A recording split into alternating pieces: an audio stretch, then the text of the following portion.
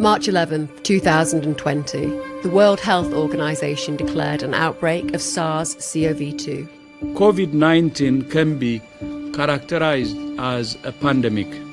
Since then, we've been locked down 4 times. I must give the British people a very simple instruction. You must stay at home. We've received a daily death toll.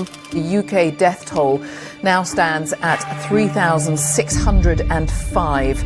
We've been refused medical treatment. Coronavirus is having a devastating effect on cancer treatment. We've received curfews. Boris Johnson will tomorrow institute a 10 p.m. curfew on pubs up and down the country. We've had our businesses closed. You know what's going on is wrong. You know it as well. We've lost jobs.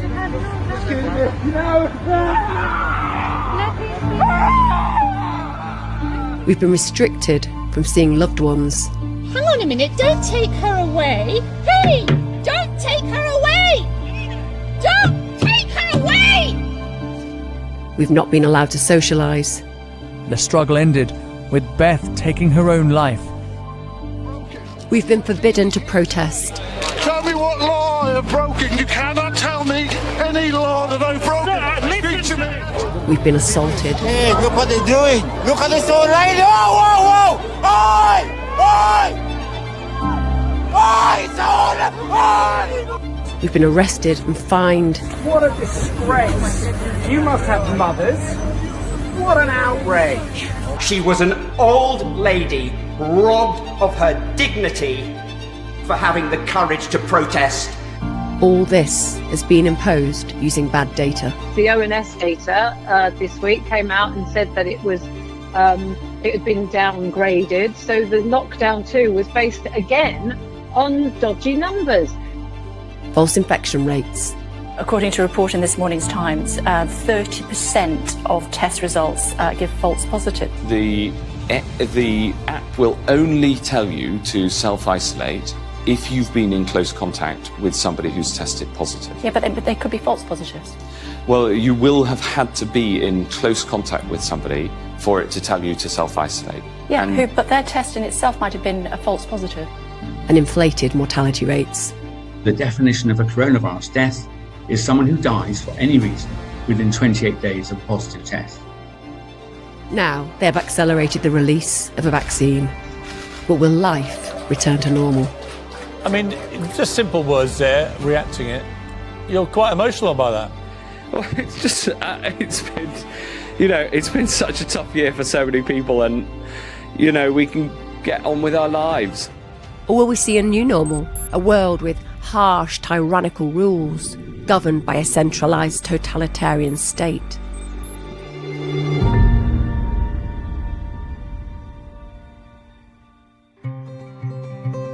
Since COVID-19 was declared a pandemic, many have speculated that it's been planned by a group of tech elites who are dictating to governments globally.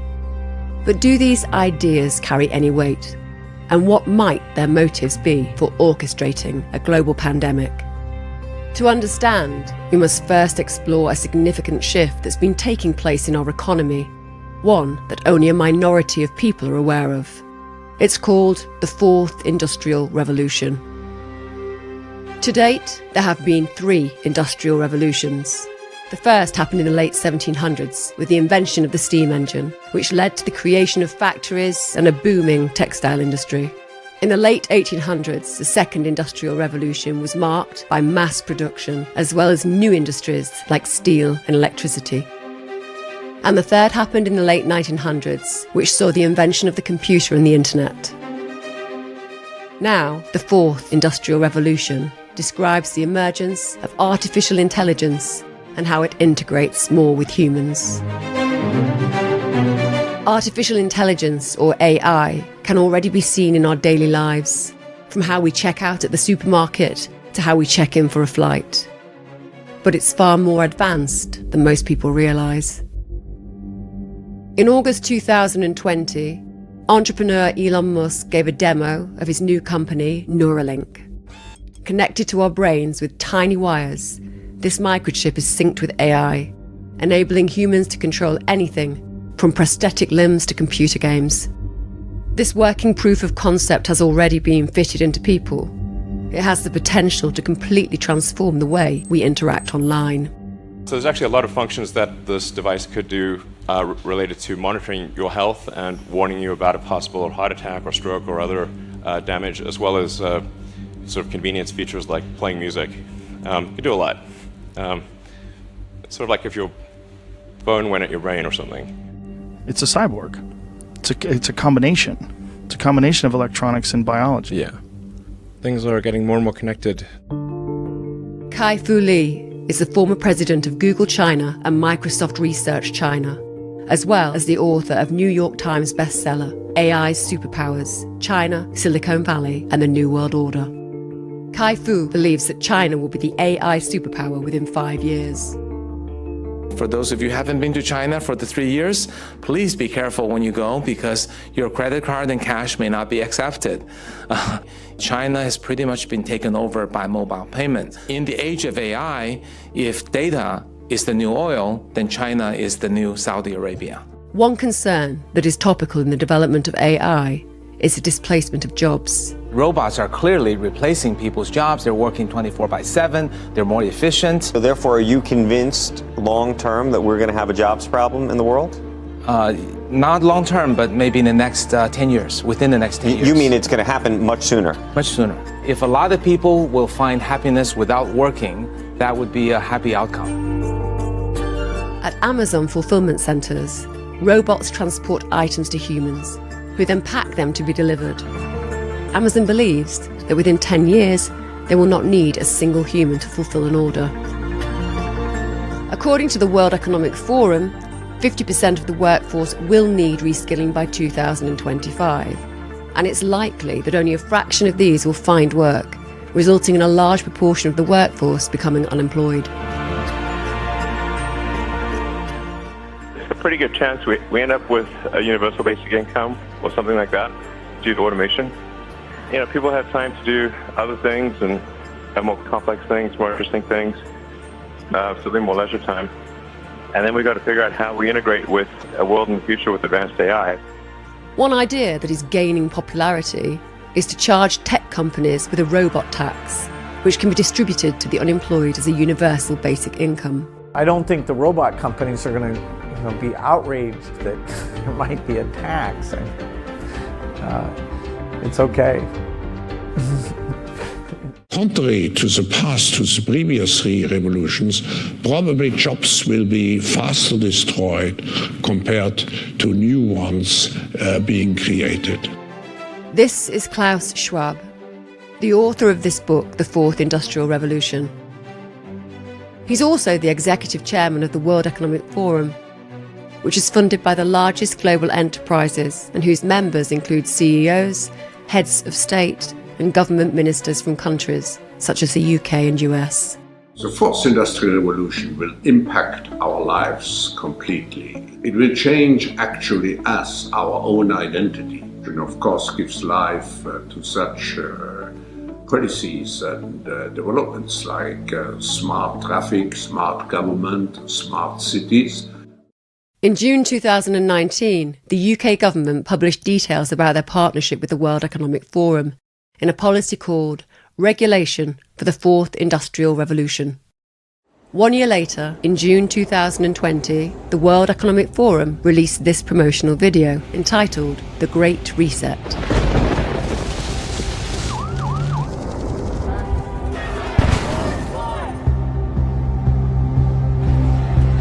The purpose for this film is to imply that everything from economics to our culture needs to change.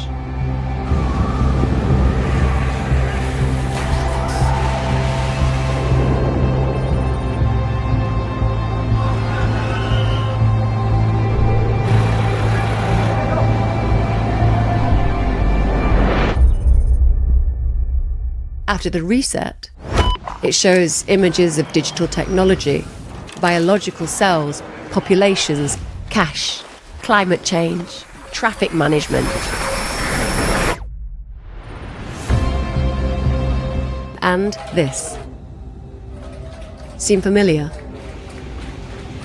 This promotional video was released 6 months before Margaret Keenan, received the first COVID-19 vaccine.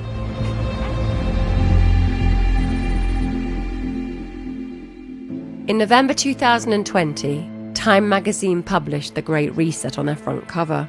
The World Economic Forum's managing director, Jeremy Jagans, believes that it will have a devastating impact on our economy. You know, if we look at the Great Reset, we're still at the early stages of a global crisis that's going to forever transform society. You know, when it first started, people said, okay, this is the biggest crisis to hit since 2007-2008 financial crisis. And then a little bit later, they said, oh wow, this is the biggest crisis since World War II. Now we're looking at them and saying, oh look, this is comparable to what happened in the Great Depression. Politicians are also endorsing the campaign. This pandemic has provided an opportunity for a reset.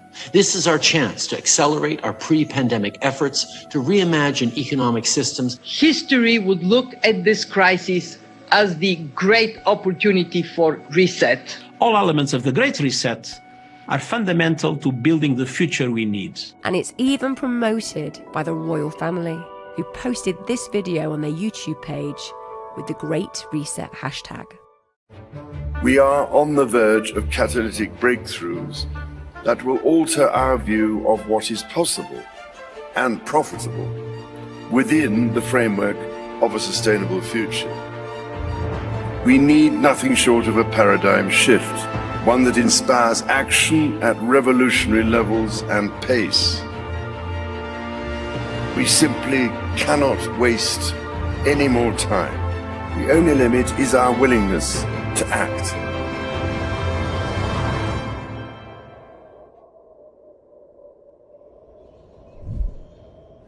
And the time to act is now. The World Economic Forum believes that capitalism needs to be reinvented. Their Build Back Better slogan has been adopted by politicians across the globe. This moment also gives us a much greater chance to be radical and to do things differently, to build back better. Because we can only build back better if we lean on one another. Over the last 2 weeks, I've shared my agenda for economic recovery. I call it Build Back Better, because we can't just build back to the way things were before. We have to do it better.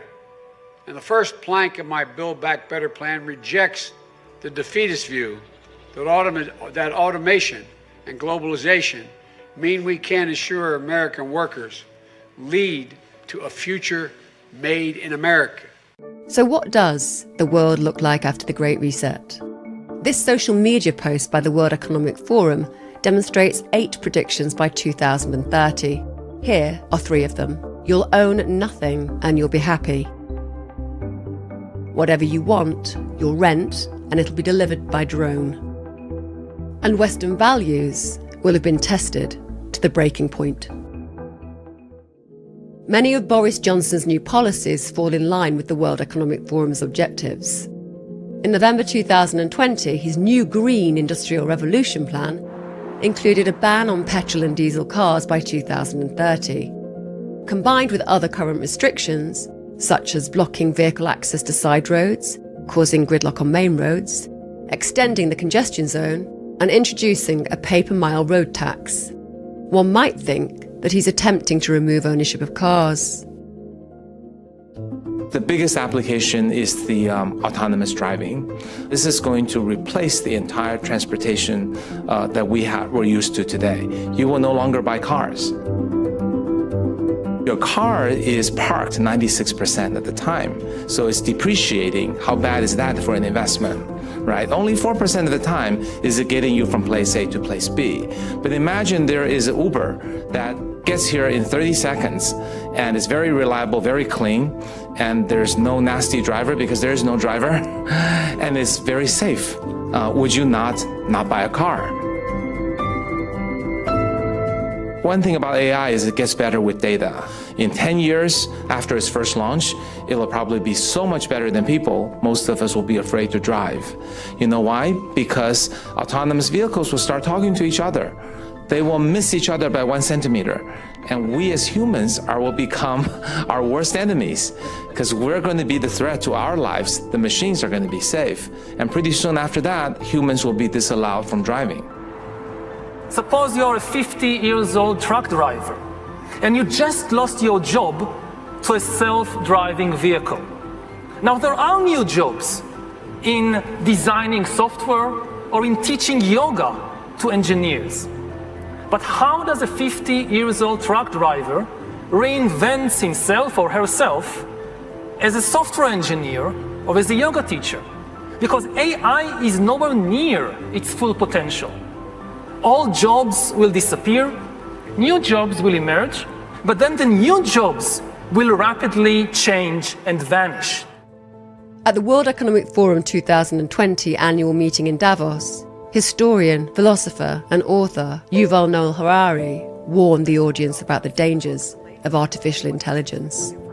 We hear so much about the enormous promises of technology, and these promises are certainly real, but technology might also disrupt human society and the very meaning of human life in numerous ways, ranging from the creation of a global useless class to the rise of data colonialism and of digital dictatorships. Those who fail in the struggle against irrelevance would constitute a new useless class. And this useless class will be separated by an ever-growing gap from the ever more powerful elite. We are already in the midst of an AI arms race, with China and the USA leading the race, and most countries being left far, far behind. AI will likely create immense wealth in a few high-tech hubs, while other countries will either go bankrupt or will become exploited data colonies. Just think, what will happen to developing economies once it is cheaper to produce cars in California than in Mexico? And what will happen to politics in your country in 20 years when somebody in San Francisco or in Beijing knows the entire medical and personal history of every politician and every journalist in your country, including all their sexual escapades, all their mental weaknesses, and all their corrupt dealings? When you have enough data, you don't need to send soldiers in order to control a country. Between the beginning of the pandemic and August 2020 alone, 7 Silicon Valley tech giants added nearly 2.5 trillion to their market values, 400 billion of which was added by Microsoft.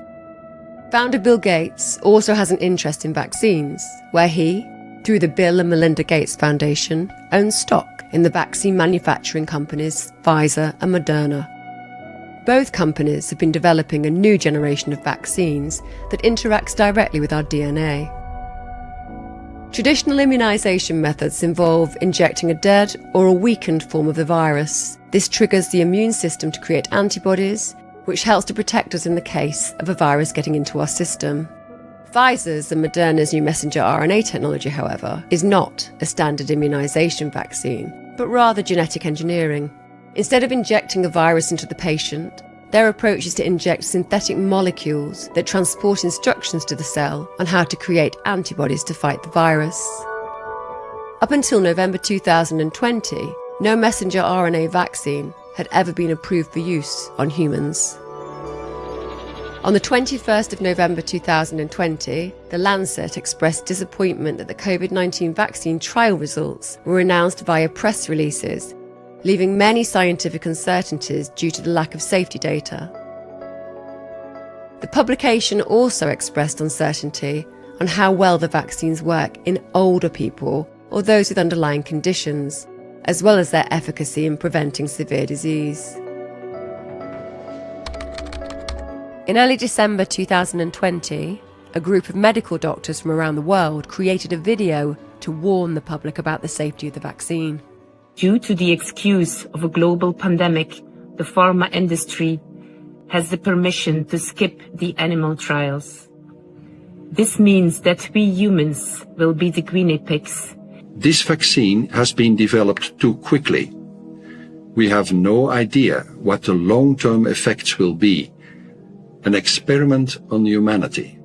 There is only limited short-term safety data and no long-term safety data to rule out late-onset negative effects like autoimmune diseases, infertility, and cancers. Please be critical. Do your own research and don't let the media manipulate you. This is the first time ever this will ever be launched on the human race. There are so many different awful things that can happen to us, and we need to investigate this before we go forward. This is my alarm call to the world. On the 19th of December 2020, the CDC published this report by the Advisory Committee on Immunisation Practices.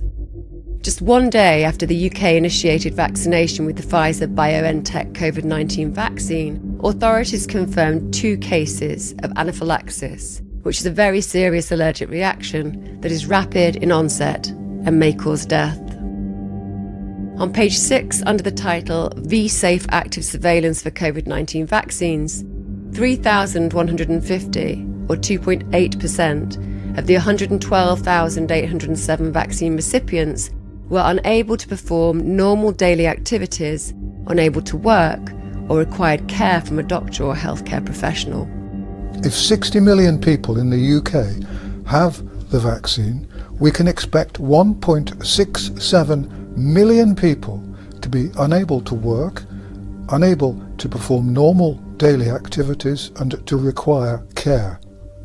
I don't know how long for. If 6 billion people worldwide have the vaccine, then the number rises to 167 million. And this, remember, is a short-term problem. We don't know what will happen in the medium and long term. The side effects for the Moderna vaccine sound concerning. We looked. After the second dose, at least 80% of participants experienced a systemic side effect, ranging from severe chills to fevers. So, are these vaccines safe?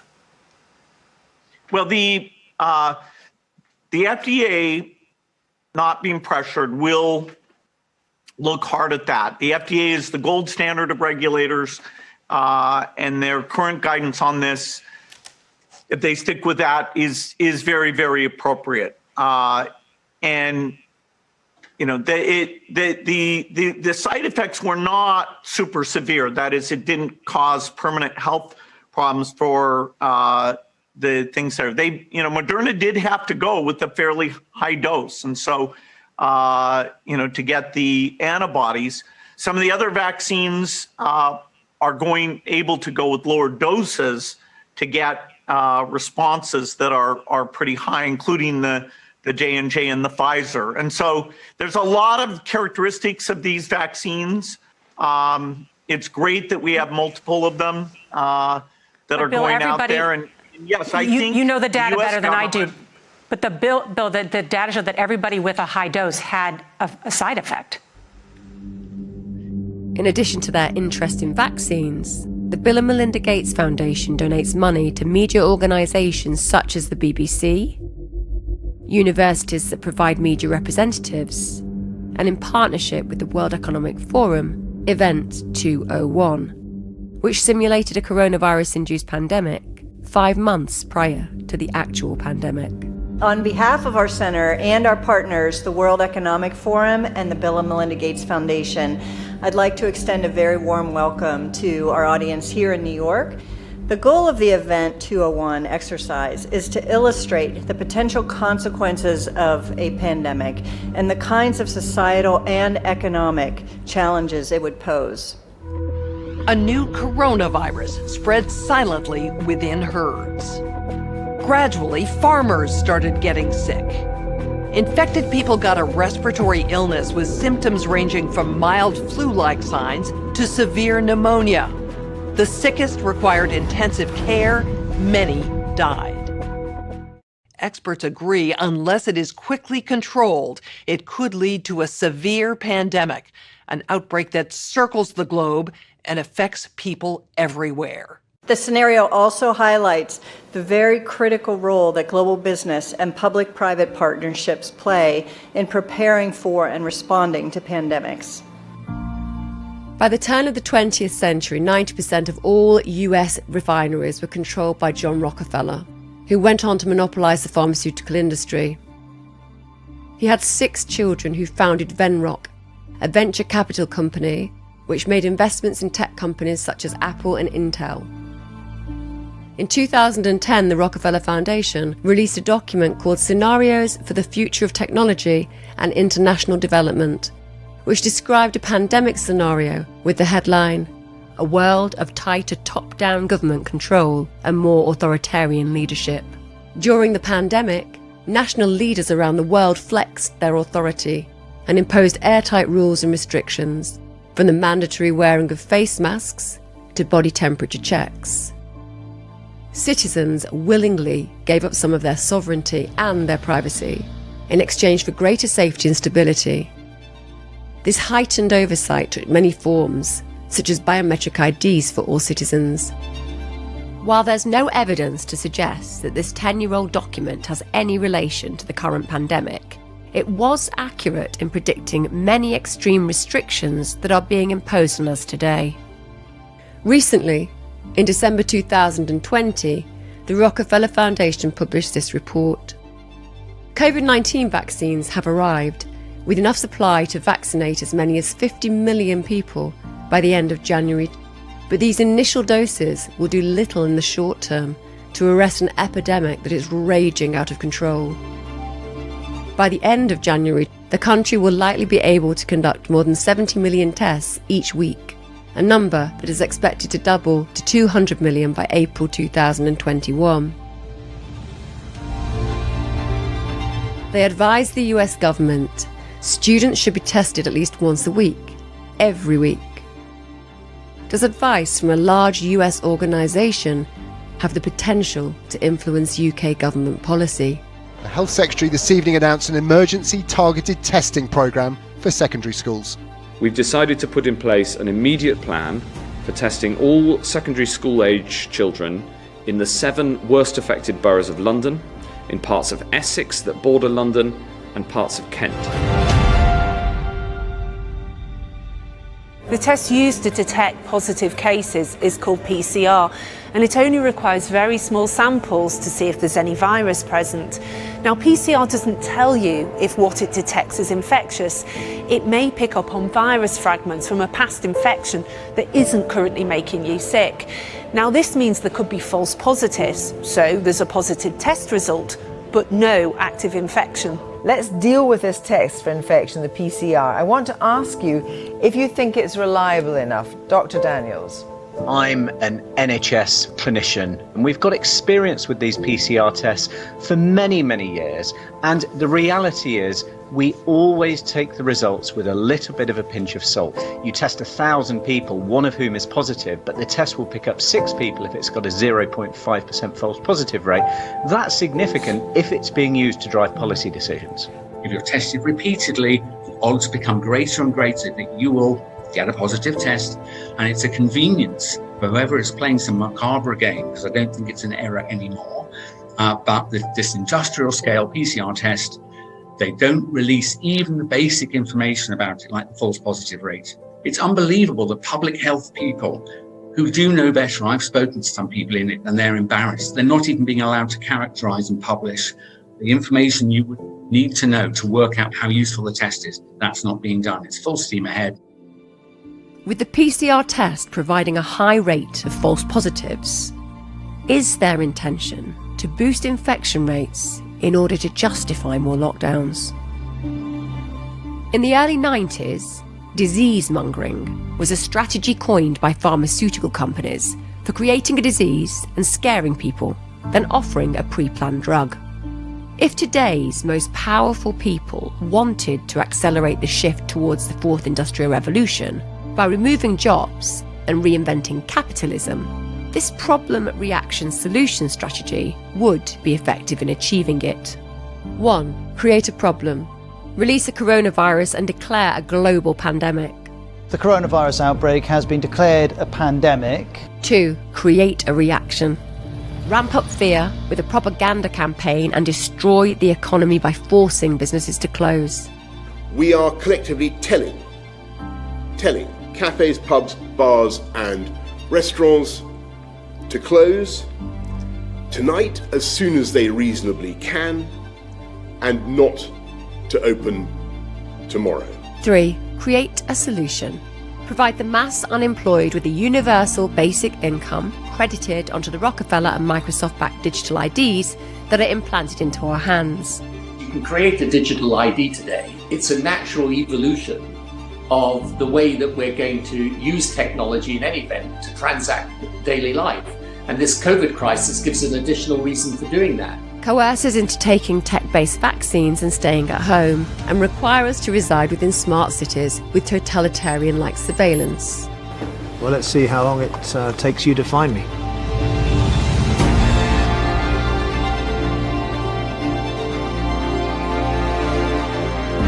Right behind me, you can see just over my left shoulder there. Hello, guys. I've been expecting you. In return for giving us the universal basic income, are these the conditions they will require?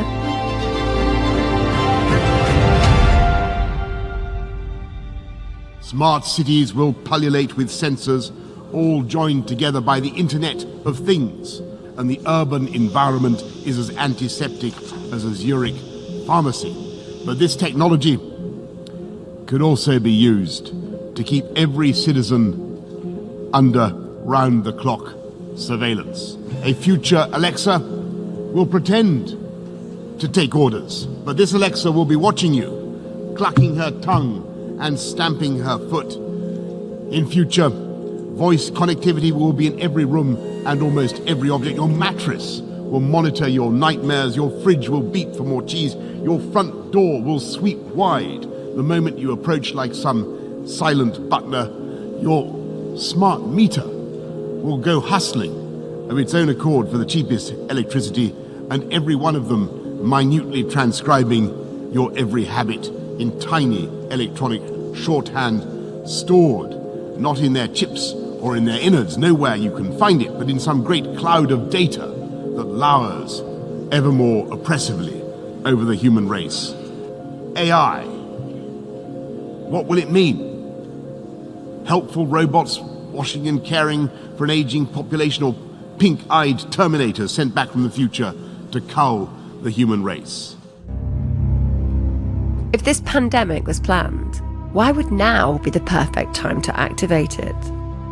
The answer could be 5G. It's 100 times faster than 4G, and it's now ready to be rolled out. This upgrade in performance is essential for digitising society, connecting humanity more closely with the Internet of Things and artificial intelligence. They haven't done a very good job about protecting public health, but they've done a very good job at using the quarantine to bring 5G into all of our communities and to begin the process of shifting us all to a digital currency, which is the beginning of slavery. Because if they control your bank account, they control your behavior. And we all see these advertisements saying 5G is coming to your community. It's going to make all of your lives so much better. And it's very convincing, I have to say. This is a game changer.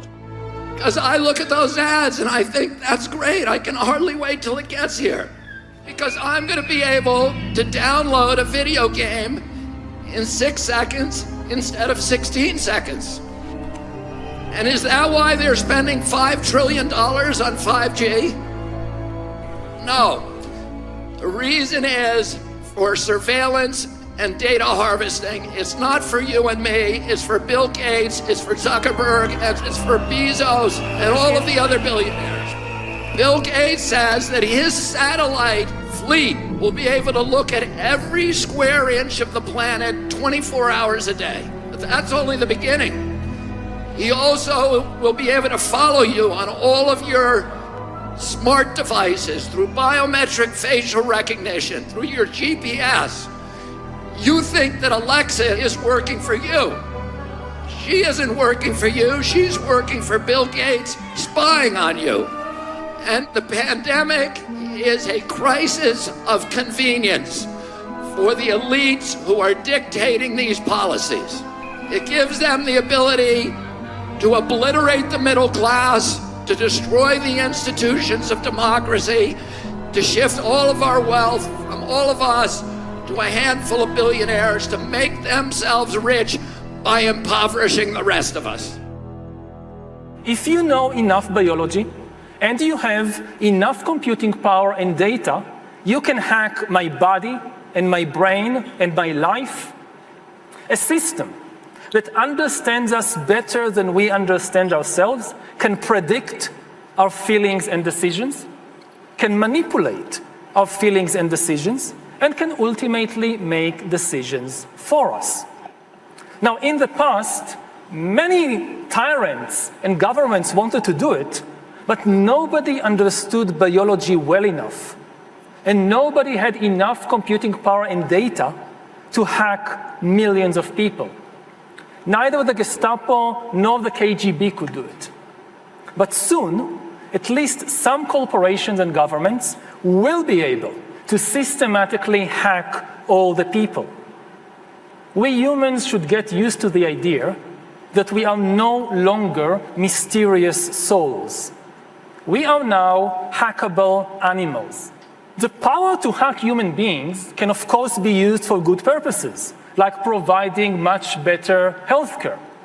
But if this power falls into the hands of a 21st century Stalin, the result will be the worst totalitarian regime in human history, and we already have a number of applicants for the job.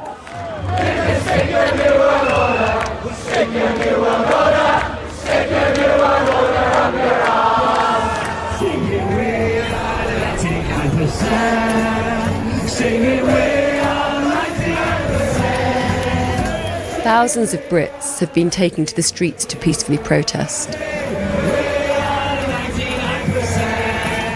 I'm a chef and the hospitality trade is in ruins with the policies that are being put in place, and I was made redundant on the 3rd of July and I've not been able to find work since. A couple more months and I won't be able to afford my rent. But as with all other COVID-related protests, this one was terminated early when the riot police aggressively intervened.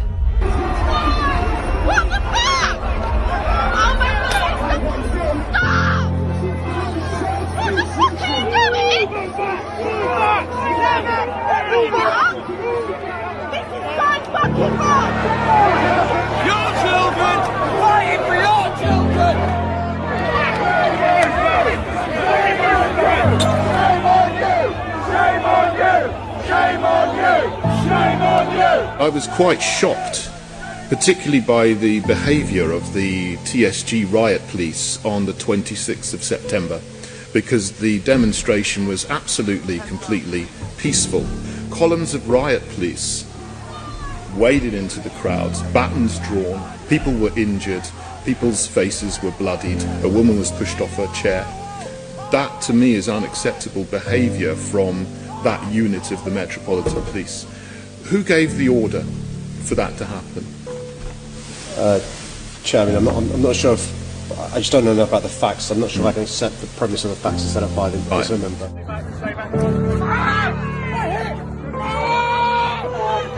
Images of police brutality and unlawful arrests against people who are defending their human rights are also being shared around the world. The French capital, once again the scene of clashes between police and demonstrators.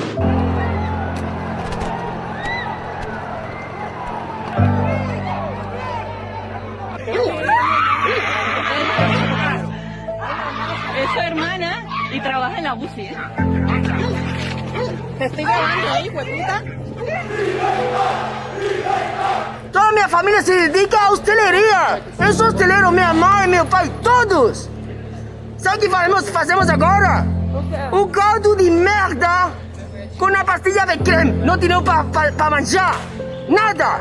Nada.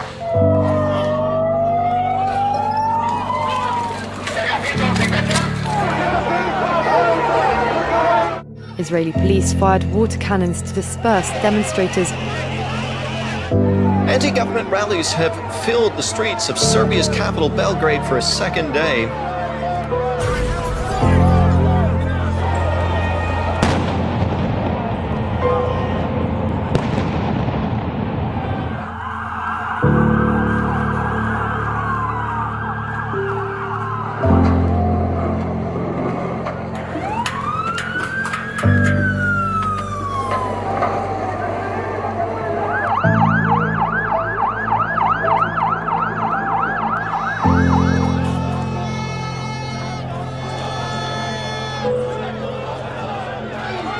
Well, police made 74 arrests and handed out 176 fines as protesters assembled for a second day in a row. I'm so scared, it's ruining our business. The testing is a sham. It's decimating our whole economy. Why should I rest? You got a baby. You ain't got the baby. Leave her alone. Hey, was soll denn das?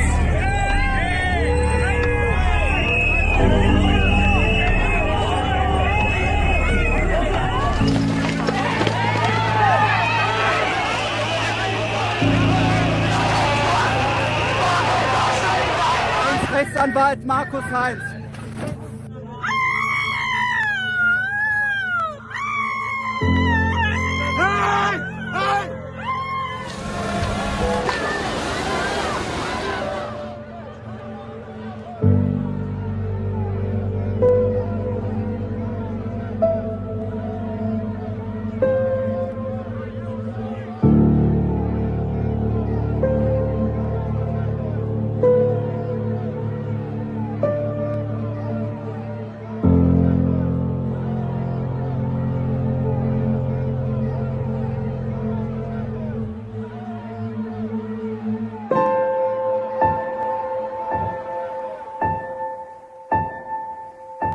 I've been in law enforcement for 10 years.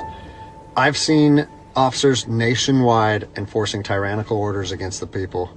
Because every time I turn on the television, every time I look to the internet, I'm seeing people arrested or cited for going to church, for traveling on the roadways, for going surfing, opening their businesses, and arrest them and charge them with what? With a crime? I don't know what crime people are committing.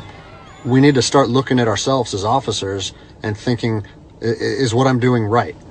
Now, I want to remind you that regardless of where you stand on the coronavirus, we don't have the authority to do those things to people just because a mayor or a governor tells you otherwise. We don't get to violate people's constitutional rights because somebody in our chain of command tells us otherwise. In November 2020, Italian police removed their helmets in solidarity with protesters following 18 days of protesting. At the end of World War II, a series of tribunals were held in Nuremberg, Germany, for the prosecution of prominent members of the Nazi Party. Opening the first trial in history for crimes against the peace of the world imposes a grave responsibility. Their defense that they were just following orders was not enough to escape punishment. That same year, Yale University psychologist Stanley Milgram conducted a series of experiments that tested whether ordinary people would inflict harm on another person after following orders from an authoritative figure. 150 volts. Answer force. Experiment, that's all. Get me out of here. Get me out of here, please. Continue, please. Go right on. I refuse to go on. Let me out. The experiment requires you continue, teacher. Please continue. Participants didn't know that the learner was really an actor and the so-called shocks harmless. You're gonna get a shock. 180 volts. Alarmingly, the results suggested that any human was capable of this, due to feeling disconnected from their actions when they comply with orders. Following the trials, the Nuremberg Code was created to protect people's human rights. They include voluntary consent is essential. Human experiments should be based on previous animal experimentation, and experiments should be conducted by avoiding suffering and injury. With the current rollout of the COVID-19 vaccination programme, we now see these fundamental human rights being violated again. We and others in the post-war consensus led to an international law that says that no medical procedure may be performed on a human being without their informed consent, and they must benefit from it. Your government doesn't have the right to override that law. So if people are saying you've got to, otherwise you can't go shopping, or you can't go to work or travel, take them to court. It's absolutely illegal, and no one should stand for it. 75 years ago, Hermann Goering testified at the Nuremberg trials, and he was asked, how did you make the German people go along with all this? And he said, it's an easy thing. It's not anything to do with Nazism. It has to do with human nature. The only thing a government needs to make people into slaves is fear. And if you can figure out something to make them scared, you can get them to do anything that you want. Governments love pandemics. They love pandemics for the same reason they love war, because it gives them the ability to impose controls on the population that the population would otherwise never accept. And we're telling them today, you are not going to take away our freedoms, you are not going to poison our children. We are going to demand our democracy back. Thank you all very much for fighting. You know, 75 years ago, we had millions of men, 18-year-old boys, 19-year-old men, 20-year-old men, 23-year-old men, going out, fighting for king and country, for queen and country, fighting for liberties. These were brave, courageous young men. They were shitting themselves the night before they went to war. They were terrified, but they did it. And we now, today, us liberal intellectual men, we're too afraid to go on the street, to tear off a fucking mask off our face. Excuse my language. This is the only time it is relevant to use bad language. We have got to step out of the indentureship, the enslavement, because it is not going to just remove itself. There is no rescue mission. There is no cavalry coming to rescue us. This is going to get a lot worse. And now we can see it's out of control. How many tens of thousands, if not hundreds of thousands, if not millions of people around the world have died from other matters connected to the forced lockdown, the self-isolationing, grandparents unable to look into the eyes of their children and their grandchildren. These are crimes against humanity that cannot even be calculated, okay? But when the audit is done, and it will be done, we will see that this Corona crowning event was the crowning glory of the emancipation of humanity. It is time for humanity to reclaim ourselves from this draconian tyranny. I'll leave it at that. Thank you very much.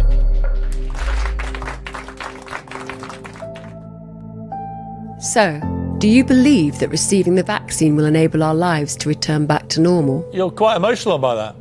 Well, it's just, it's been such a tough year for so many people. You know, we can get on with our lives. Or will we see a new normal? A world with harsh, tyrannical rules, governed by a centralised totalitarian state.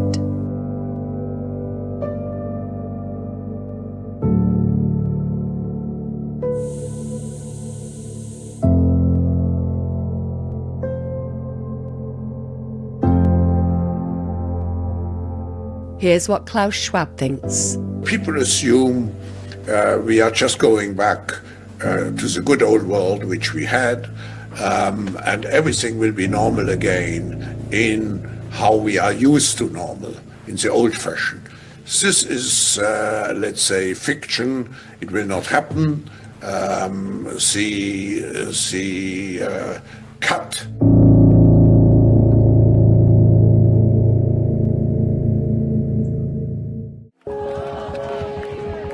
There is an incredible movement beginning to take form here in Spain.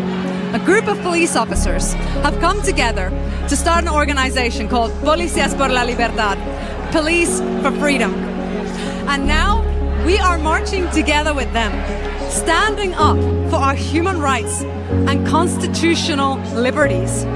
History tells us that once the peaceful resistance gains the support of the police or the military, we have 60% higher probability to be able to dismantle a tyrannical government. And this is what is taking place right now.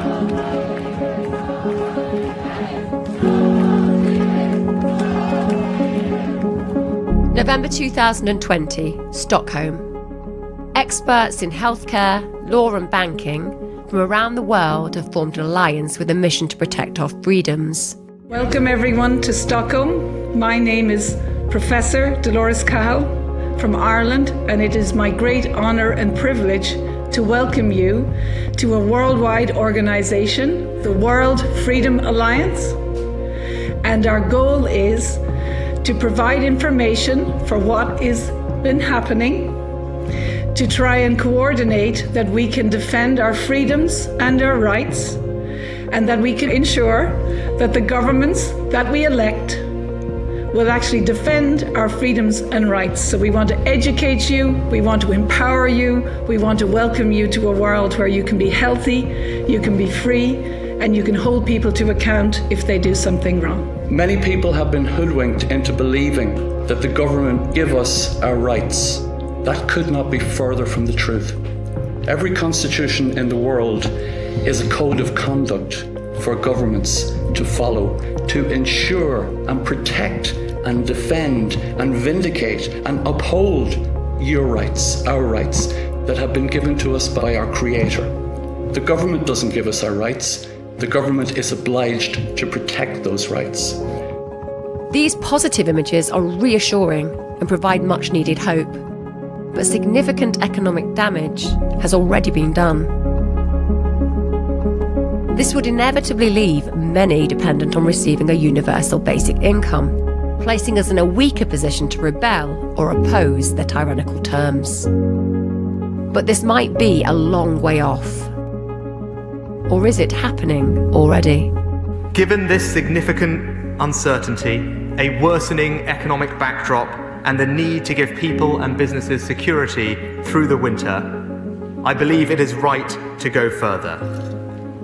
So we can announce today that the furlough scheme will not be extended for 1 month. It will be extended until the end of March. How will it end?